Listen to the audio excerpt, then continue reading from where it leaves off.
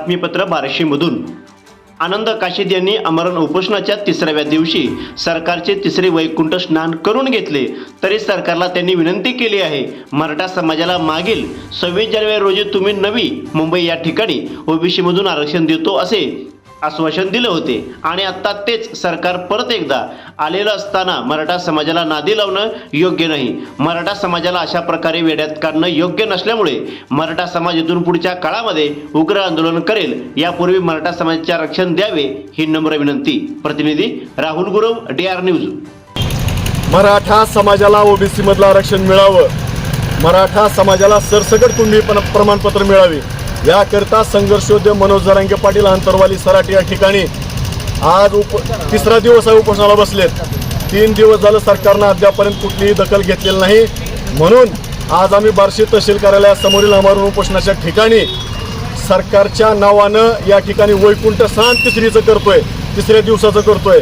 तर याच्यासाठी आताचे असणारे उपमुख्यमंत्री, मागच्या सरकारमध्ये असणारे मुख्यमंत्री एकनाथ शिंदे साहेब यांनी 26 जानेवारी रोजी नवी मुंबई या ठिकाणी मराठ्यांना आश्वासन दिलं होतं, नव्हे तर मसुदा तयार करून आणला होता आणि सांगितलं होतं की 15 दिवसामध्ये आम्ही या मसुद्याचं, या अध्यादेशाचं कायद्यामध्ये रूपांतर करू आणि मराठ्यांना ओबीसी मधलं आरक्षण देऊ।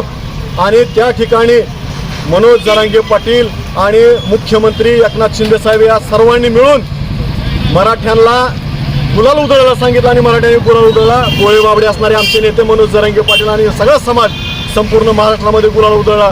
या घटनेला 1 वर्ष झालं तरी अद्यापपर्यंत सरकारनं मराठ्यांना ओबीसी मधलं आरक्षण दिलेलं नाही।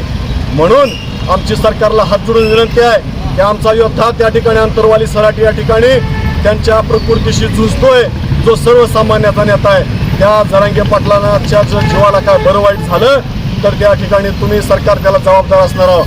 म्हणून आजच्या आज मराठा समाजाच्या आरक्षणाचा प्रश्न तुम्ही त्या ठिकाणी संपवा, अन्यथा आज मराठा समाजाला वैकुंठ स्नान आंदोलन स्थळी करायची वेळ आलेली आहे। इथून पुढच्या काळामध्ये या सरकारचं सुद्धा वैकुंठ स्नान 3रं, 10वं, 13वं घातल्याशिवाय हा मराठा समाज या महाराष्ट्रामध्ये शांत बसणार नाही।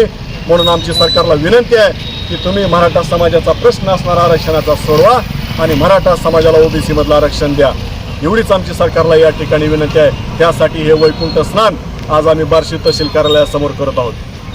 छत्रपती शिवाजी महाराज की, छत्रपती संभाजी महाराज की, एक मराठा, एक मराठा, मनोज जरांगे पाटील तुम आगे बढ़ो, हम तुम्हारे, मनोज आगे बढ़ो, छत्रपती महाराज की, छत्रपती संभाजी महाराज की।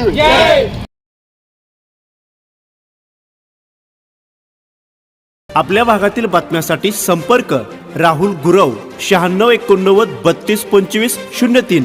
चला तर मग आजच संपर्क साधा आपल्या भागातील बातम्यांसाठी।